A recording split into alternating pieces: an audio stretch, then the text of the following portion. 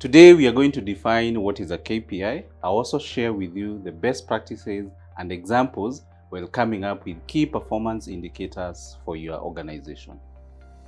So what is a KPI? A KPI is a key performance indicator. And when we are talking about key performance indicators, I'm referring to the quantifiable measures that a company uses to gauge or compare performance in terms of meeting their strategic and operational goals. An example of a strategic goal could be a company wants to increase their market share.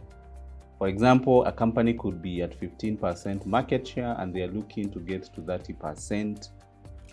So what measures will they put in place in terms of acquiring a bigger market share? So what a company can do is they can invest in more marketing, advertising, and even branding. When you're talking about KPIs, we are talking about how do you quantify those measures that a company has come up with. An example of operational goal, it could be we want to achieve a sales volume over a period of time. So remember, key performance indicators, they refer to the quantifiable measures that help a company gauge their performance when it comes to their strategic and operational goals.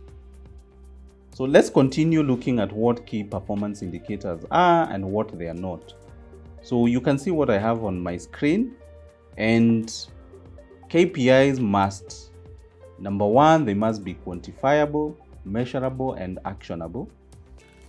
They also must measure the factors that are critical to the success of the organization. So ask yourself, departmental-wise or at the business level, what are you looking to achieve? And that is why I'm also saying that they should be tied to the business goals and target. Also, when you're generating KPIs, make sure you limit them to the key areas. That's why I'm giving the example of 5 key areas so that you'll be able to measure the performance. If you have too many KPIs, let's say 20 or 30, then you can already see that it will be not easy for you to measure the KPIs. So what are they not? KPIs should not be vague or unclear. A good example is sometimes when I'm helping employers generate KPIs, some of them I see they've come up with a KPI called team building. That's an example of a vague or unclear KPI. They should also not be refutable.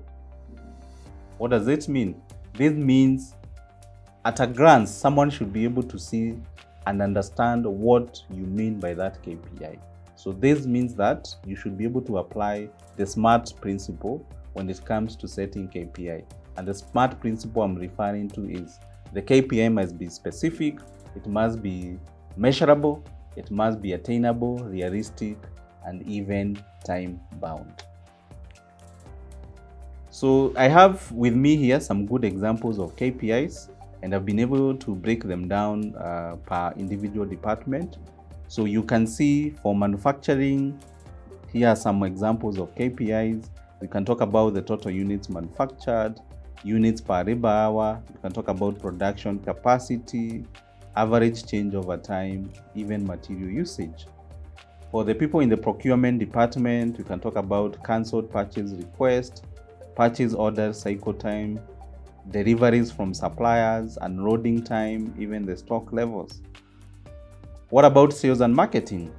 We have visits to key customers, customer retention rate, market share growth, product availability, etc.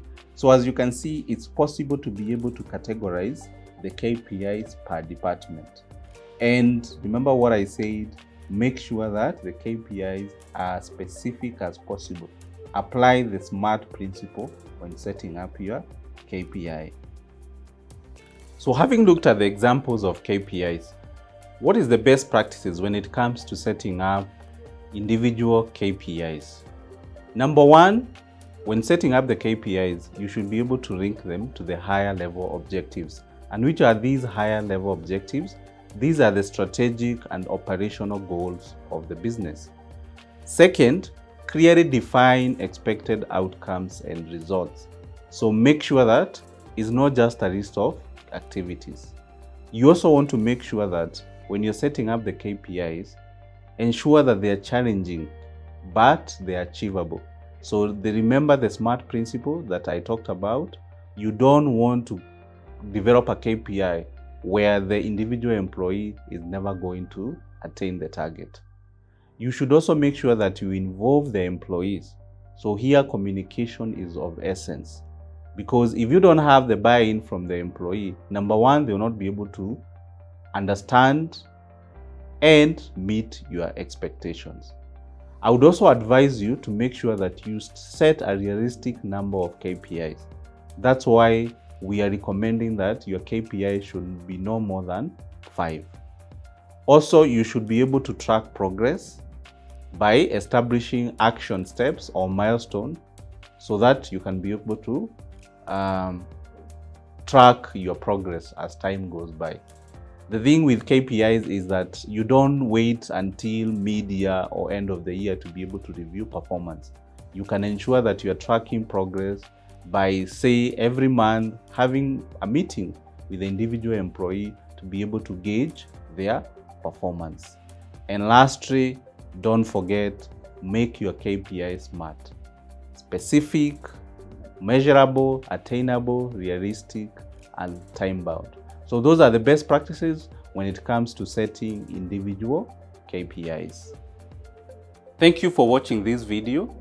Setting key performance indicators is one aspect of performance management, and what I have shared with you is just an introduction.